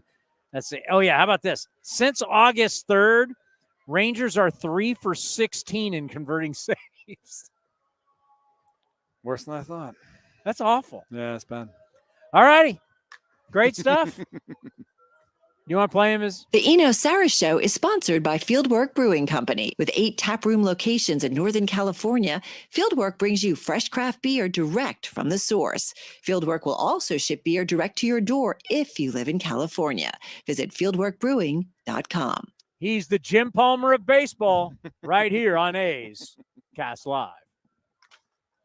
This is Chris Townsend and Commander Cody for Link Soul. You need to redo your wardrobe, especially for summer. They got new colors, new styles. Summer is here. The polos, unbelievable. The shorts, you name it, we got our new order. My wife is the happiest one out of all of us because I look better, thanks to Link Soul. And they've got unbelievable deals right now for the summer. So what are you waiting for? Shirts, polos, shorts, you name it. You go to linksoul.com. That's linksoul.com. Innovation is at the core of Cal State East Bay, like at our Green Biome Institute, where faculty and students preserve genetic information from California's endangered plants, or how we open doors for local entrepreneurs at our Small Business Development Center. From educators to nurses to STEM professionals, Cal State East Bay has real impact throughout the region's neighborhoods, boardrooms, and the entire economy. Be part of the innovation. Connect with Cal State East Bay at csueastbay.edu/impact. Hey, it's Eno Saris, your friendly neighborhood baseball scribe. There are 2 things I love, baseball and beer. When I'm not busy around the ballpark, you'll likely catch me back with a cold one at any of Fieldwork Brewing's 8 locations sprinkled across the Bay Area. Fieldwork's got a rotating lineup of over 20 beers on tap that's as diverse as any 26-man roster. They got everything from super juicy hazy IPAs to crisp pilsners and tropical sours that make your taste buds do the wave. Whether you're all about that draft life or prefer to grab some cans to go, Fieldwork's got your bases covered. Check them out at fieldworkbrewing.com to learn more. That's fieldworkbrewing.com. Watch parties aren't what they used to be ever since we got Xfinity. Now that kids can easily stream all their favorite stuff, they just have to worry about what's on the charcuterie board. Are these just cut up hot dogs and spray cheese? The best way to stream your favorites is on the Xfinity 10G network. Now through September 21st, get Xfinity Gig Internet on the network made for streaming for $25 a month for 2 years when you add Xfinity Mobile. Switch today. Requires pre-postbill and auto-pay with stored bank account. Restrictions apply. Taxes and fees extra. Xfinity Mobile requires Xfinity Internet. After promo, regular rates apply. Actual speeds vary. Unbeatable mileage from Chevron with Techron unlocks all kinds of unbeatable trips. Like to family dinner the next town over. Or to a family wedding the next town over. Or even to a family reunion over the river and through the woods at Grandma's house. Any drive is worth it to see Grandma, especially when you can stop along the way for unbeatable cleaning power from Chevron with Techron. Your engine will be thanking you for making the trip. Download the Chevron app now and find unbeatable mileage near you. This is Chris Townsend, and if you're looking for a great place to eat and watch games, go see my friends at the Chicken Pie Shop of Walnut Creek. The Chicken Pie Shop is one of the hottest restaurants in Walnut Creek. You're not going to find a better menu, and come try their world-famous chicken pie that has been served in Southern California for 86 years. Spacious indoor and outdoor dining, perfect for your next private party or corporate event. Don't forget free parking. For more information, go to chickenpieshopwc.com. That's chickenpieshopwc.com. Hey, Billy, this deck is great for getting everyone together. Thanks. We're really enjoying the outdoor space, especially on a day like today. What's the material? Humboldt Redwood from Ashby Lumber. They gave us a great deal, provided us with a quick quote, and we couldn't be happier. We even found a great contractor through their online contractor directory. Don't miss a day outdoors. Visit Ashby Lumber in Berkeley or Concord to see our stock of naturally strong, naturally beautiful Humboldt Redwood. Find out more at ashbylumber.com for all your building needs. Ashby Lumber. Summertime is golf time in the Bay Area, and that means it's time to enjoy the beautiful vistas, 27 holes of championship golf, and all the amenities that Cinnabar Hills Golf Club has to offer. Cinnabar Hills gives you a variety on the course and in their amazing grill. They're ready to give you an incredible experience for any family, business, or social gathering. Nestled in the quiet hills of San Jose, summertime fun awaits you at Cinnabar Hills Golf Club. Learn more at cinnabarhills.com. That's cinnabarhills.com. If you're looking for a new mattress, Nest Bedding has you covered. Sleep on the same mattress Hall of Famer Ricky Henderson sleeps on. Nest Bedding is the #1 brand of online mattresses and the Bay Area's favorite mattress store. Take home the Easy Breather pillow. The New York Times calls it their #1 pick. You can navigate their easy-to-use website, nestbedding.com. That's nestbedding.com. Green and Gold fans, use the coupon code Oakland and you get 10% off your entire order. Nest Bedding, love where you sleep.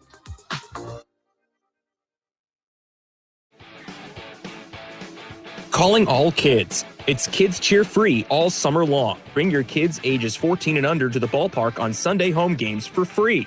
After cheering on your green and gold, race around the bases with Stomper on the same field that your favorite A's players do. Get your tickets now at athletics.com/kidsfree.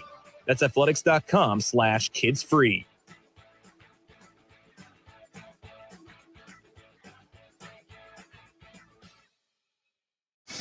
A's Cast Live continues from the town. Here's Chris Townsend.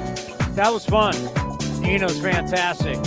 Our national baseball columnist from The Athletic. Yeah, how many underwear commercials have you done? I have to think about that. I was hoping he was going to say he did the dad bod, no shirt. No, he had a shirt on. Baseball nerds are now doing underwear commercials with Baseball Hall of Famers. Well, remember we've You had can't make this stuff up. Jim Homer's a friend of the program, so Yes, he is. we've had the original underwear model. Now we have the most recent one. What don't we do on this program? I tell you what, when I had Jim Palmer on and we were talking about that, it was like when I was growing up, every single time we went to the department store, jockey underwear, remember that conversation? It was like, Jim, when I was a kid, you were everywhere. You went into the department store, you were on the underwear. Big deal. I mean, that's the king of tidy whities. I'm waiting for that to come out next. Those are coming back in vogue. That type of underwear style. But I don't know. Well, if it does, we'll have to ask Eno since he's the underwear expert now. Yeah. That's bad enough thing about Eno in these boxers, but Eno and tidy whities even worse.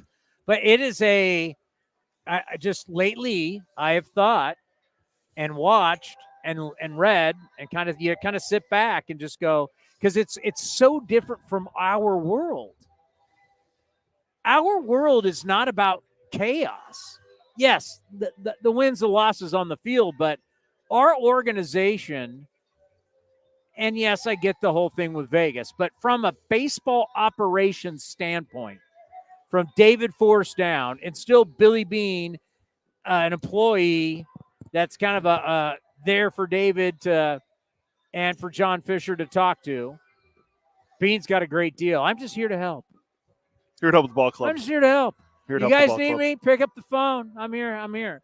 But we have the same assistant GMs and all the way down, the people in baseball ops.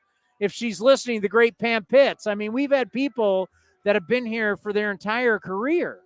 So we don't have that craziness of everybody's looking around, everybody's worried about their job. Is there too many cooks in the kitchen? No, we have David Forrest on. I asked David the question. He gives you the answer. And there is no, is he telling the truth? Is he really getting? No. You know exactly where David stands. I mean, it's something I truly appreciate in my job is that I can ask David, you hear it and you see it, whether you're listening or watching A's Cast Live, and then we put it back on A's Cast, you are getting the truth. He's not BSing you. And as David said, I don't lie because I don't want to get caught in lies. I just always tell you what's going on. And they have that kind of security, and they have that kind of strength. And they're because a lot of these organizations, everybody's looking around. You think like there's Jason behind you with the knife ready to get you in the back. Friday the 13th, Jason. Yeah. Halloween's coming. I think of Michael Myers. Speaking of David, there he is. I think of Michael Myers, but that's okay. Yeah, there David Forrest is right there, and a little wave. But that is the thing that so it's odd when you say there's too many cooks in the kitchen. We've got a cook, and we know who the cook is. And we're not so it seems weird to me when you think, but I worked in the Raiders organization, so I've seen everything. But from a baseball standpoint, because I know I have connections into the Red Sox, and I told you Chaim Bloom wasn't going to make. He got fired a little earlier than I thought, but I did predict it wasn't going to end well this year. Still think we talked this pre-show. Still think he gets a job in baseball. He could be a hot dog vendor. He could be working behind the concession. He could be selling T-shirts. I think he has a job in baseball. I don't know if he's back next year, but he'll be back. Well, the old hot dog guy's out. There's an opening here. Yeah, it's true.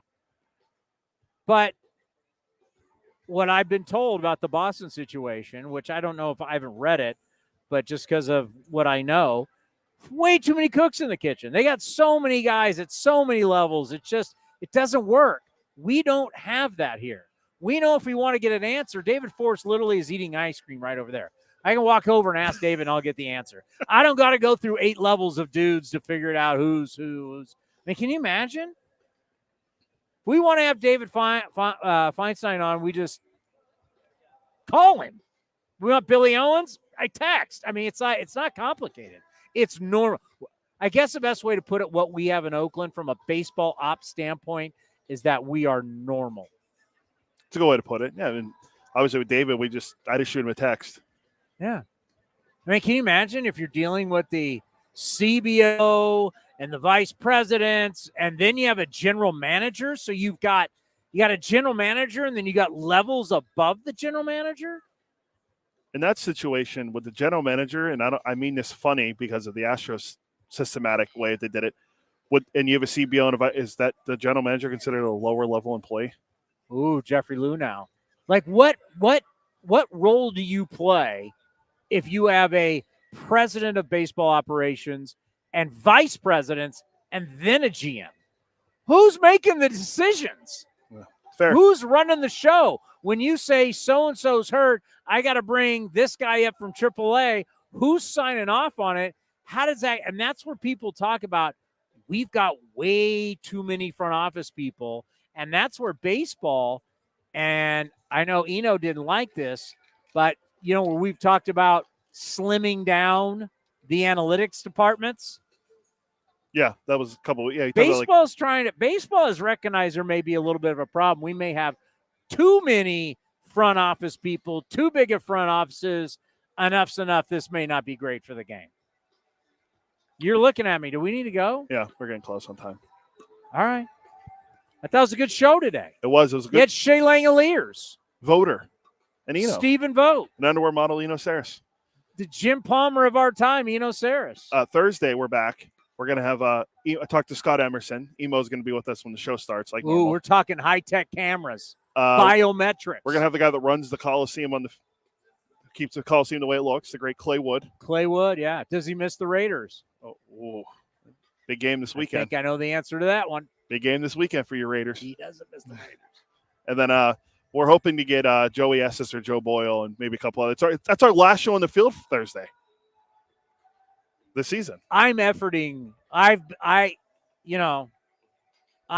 I had to effort a little bit, kind of like you're the general manager.